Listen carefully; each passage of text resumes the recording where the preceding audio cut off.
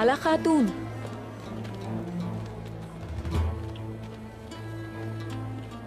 थोड़ा आराम से चलें। तेजी बेशर्मी से आगे जा रही है।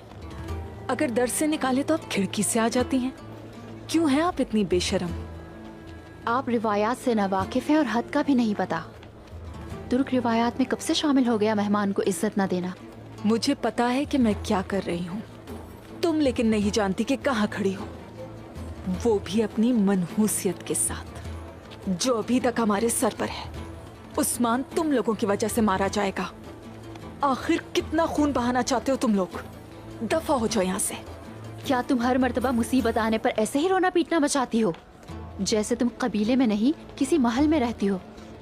आईगुल बहन, जब तुम्हारे इतने बड़े ख्वाब हैं तो अपने दिल को भी बड़ा कर लो, ताकि इस तरह की कश्मकश पे टूट ना जाए।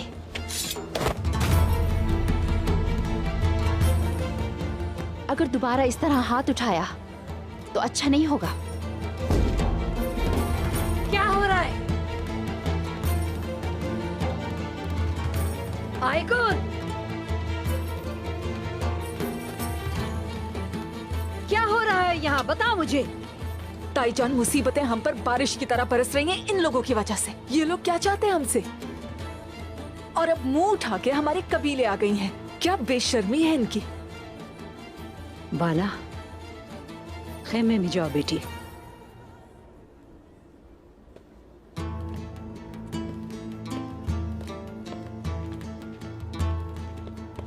जाओ अपना काम करो, चलो।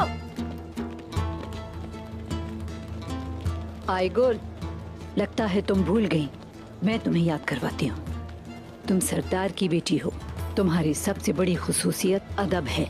पहली बात, उस्मान ने बाला खातून के लिए अपनी जिंदगी दांव पर लगाई। याद रखो, इन दोनों के दरमियान अब कोई भी नहीं आएगा, तुम भी नहीं। ये थी दूसरी बात, इन्हें हमेशा याद रखना।